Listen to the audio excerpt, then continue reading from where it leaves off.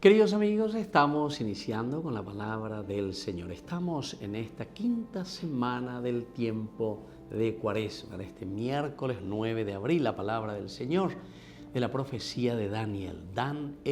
Daniel, mi justicia es Dios, quiere decir Daniel. El rey Nabucodonosor hizo una estatua de oro de 30 metros de alto y 3 de ancho y la erigió en la llanura de Dura, en la provincia de Babilonia. Y el heraldo proclamó con fuerzas a todos ustedes, pueblos, naciones y lenguas, se les ordena lo siguiente: ustedes deberán postrarse y adorar la estatua de oro que ha erigido el rey Nabucodonosor. El que no se postre para adorarla será arrojado inmediatamente dentro de un horno de fuego ardiente. En ese mismo momento se acercaron unos caldeos y acusaron a los judíos. Dijeron al rey Nabucodonosor: hay unos judíos, Sadrac, Mesac y Abed-Negó, a quienes tú has encomendado la administración de la provincia de Babilonia. Esos hombres no te han hecho caso, rey. Ellos no sirven a tus dioses ni adoran a la estatua de oro que tú has erigido. Nabucodonosor tomó la palabra y dijo: en verdad, Sadrac, Mesac y Abed-Negó, que ustedes no sirven a mis dioses y no adoran la estatua de oro que yo erigí.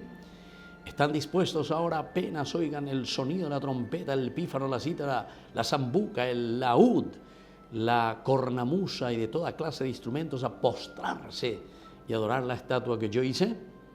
Porque si ustedes no la adoran, serán arrojados inmediatamente dentro de un horno de fuego ardiente.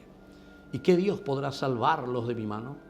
Sadrac, Mesac y Abed-Negó respondieron al rey Nabucodonosor diciendo: no tenemos necesidad de darte una respuesta acerca de este asunto.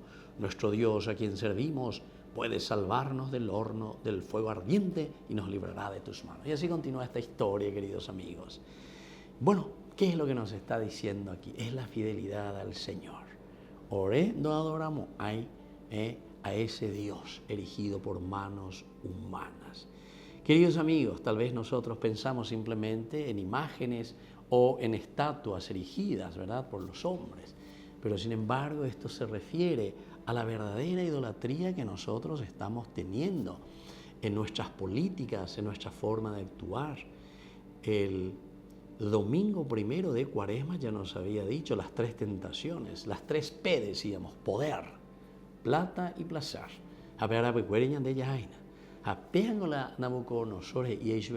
Ustedes nos van a adorar, no se van a postrar ante el dinero, no se van a postrar ante el poder, no se van a postrar ante el placer.